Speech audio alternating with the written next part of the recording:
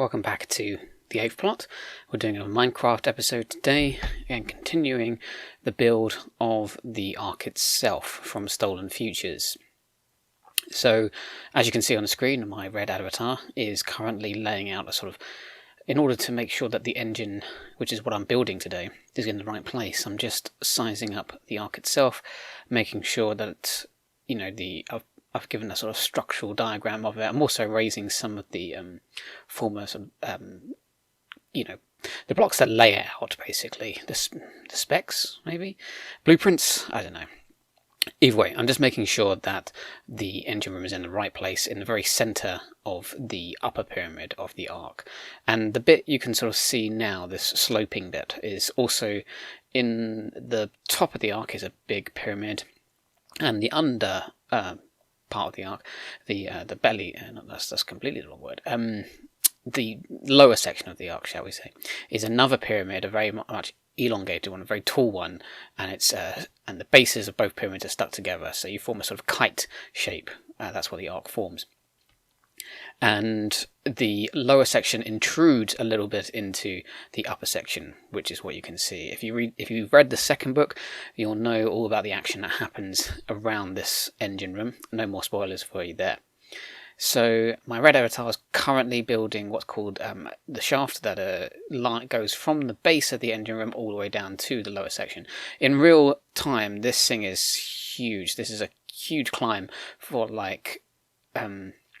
to go from the lower section of the Ark up to the base of the engine room, which is essentially where the main pyramid, where the main action happens. So this is much taller than what you see now. This is just a representation of it, since Minecraft has limits on what you can build. I think if it could build even bigger, I would actually be building a life-size Ark for you right now.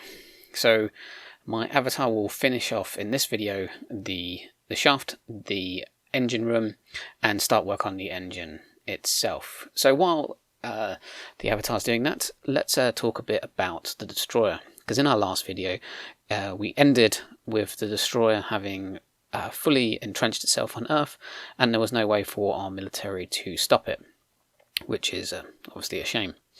And I thought I'd just tell you a bit about this ship, as it's significantly larger than the Ark. I'm also going to talk about the effect it was having on planet Earth, because the destroyer itself is roughly, the diameter of it is roughly the same size as the Hawaiian archipelago. So this thing is easily spottable from space. It's a significant amount of weight on the planet Earth, and as it sucks up more water, it actually had a destabilizing effect on the planet's orbit. Now, the destroyer didn't care so much that it was doing this, because it was going to leave planet Earth and blast the whole planet into smithereens when it left.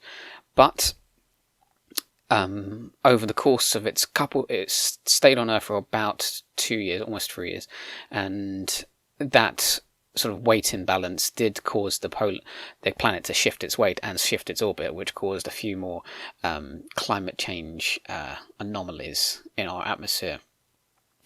As it sucked up water, which it was very successful at, unlike the Ark, the ocean started to drop in level.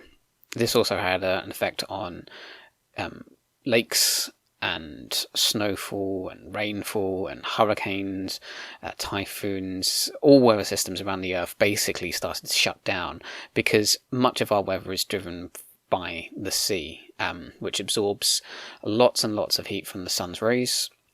And without it, weather systems started to basically shut down. Now, the destroyer, while the Ark was barely it was malfunctioning when it landed on planet Earth, since it was far too small to suck up all the water on planet Earth. The destroyer, however, was very, very much in good working order, and it laid a whole load of pipes around the planet Earth. Those pipes snaked their way out into the Pacific, Atlantic, Indian Oceans, Arctic Oceans. One even managed to go right through the Strait of Gibraltar and basically started sucking up all the water that was drifting down, flying from the Nile into the Mediterranean. And it did this, and the Mediterranean became nothing more than, a muddy pond, basically, once most of the water had disappeared. it did have the subsequent effect of revealing lots of ancient civilizations that had formerly been in the Mediterranean but had sunk, kind of like an Atlantis situation there. So at least for some people on planet Earth, there was a huge archaeological boom as the destroyer sucked up water from the Mediterranean. So the Atlantic, all the oceans started to shrink. This did help fishing, it must be said. Finding food for the population of planet Earth, with agriculture being pretty much stagnated due to lack of rain and poor weather. Fish stocks were the only real source of food for much of the world, and with the ocean shrinking and shrinking, sea life was congregating in smaller and smaller places. It was avoiding being sucked up by by the destroyer, and so it congregated in smaller and smaller pools. The destroyer didn't try to get all the water on planet Earth, just the largest sources it could find. This was, strangely enough, one of its pipes decided to go over the Panama Canal in search for water, because the Panama Canal, when it was built, created a huge inland river. So the destroyer pipe snaked its way over the canal and then sucked up that giant lake too. The same happened to places like Lake Mead. Yes, Lake Mead behind the Hoover Dam. One source of water, though, that the destroyer could not touch was the ice. So Antarctica and the Arctic. Antarctic and the Arctic ice shelf became valuable commodities. Now, a number of nations hold claim to Antarctica and parts of the Arctic, so these were automatically secured by military from a lot of nations around the world, because that ice was now basically the only clean freshwater source left on planet Earth, and places like USA, Britain, Russia, China all harvested some of the ice left on the Antarctic continent and brought it back home to keep their population from going thirsty. Almost overnight, oil became no longer the most sought after commodity, and a huge amount of fortunes for a lot of people around the world just disappeared. And instead, whoever had the water had the power and had the money. And that was just one of the effects that the destroyer had overall on the Earth's economy. The destroyer seemed to be not only sucking in the water, but processing it for reasons unknown, only to the aliens who built it, we presume. And the byproduct of that processing caused the destroyer to eject huge amounts of particulates into the atmosphere. And from the Hawaiian archipelago, where the destroyer was, a cloud of sort of muddy brown clouds started to spread out over the Earth. This having the effect of cooling the planet, since the sun was barely able to penetrate it. And eventually this huge cloud, over the course of the destroyer's time on Earth, reached all the way to India and parts of the Middle East, and made it all the way in. So parts of the cloud were now covering the United States and South America as well.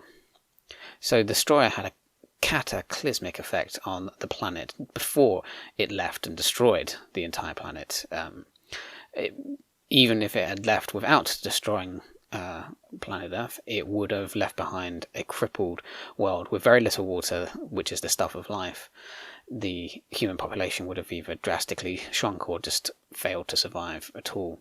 And since no water would be, entering the system of Earth ever again, it's unlikely that the planet would ever have recovered to, the way it recovered after the dinosaurs died after that in asteroid impact. Life still found a way to rebuild and start all over again, but with all the water gone, the destroyer would have left behind a planet completely wrecked. There we go. My avatar's finished it, and that's a bit more information for you on the destroyer and the kind of effect it had on the Earth. I like to think about these things to flesh out the story, but also just to give you more lore and to think about the kind of changes a giant alien spaceship would have had on a planet. Not long ago, they finally released a sequel to the film Independence Day. And in it, a giant spaceship of even greater magnitude than the destroyer lands on planet Earth. But what they don't explore at all is just how the simple act of landing a ship that size would have completely destroyed the human race within a few minutes. But I like to, with the Stolen Futures lore, think about the effect of something the size of the Ark crash landing on planet Earth, and what that effect would be. It just, if you're writing your own story, you've got to think about these things to make sure you've got a good grounding for the sort of what's going on in your story, that characters can refer back to it, that it's also stuff of interest to fans. And if you're a fan of the story, I hope this has been interesting for you. And there you go. My avatars finished the engine room. In the next episode, we're going to continue with the Ark, but I'm going to take everything you see here, this upper pyramid, this basic engine room. The engine room will also be improved by the next video. I'm going to copy and paste it into a better looking world. I'm a bit bored of this flat world, so I'm going to take everything you see and plant it in what I think would look, well, it would be more like Iceland, where the Ark was embedded in the earth. So I'm going to put it into a nice snowy sort of tundra area, and yeah, you'll see that the results of that huge copy and pasting that we're going to do in the next episode. So thanks for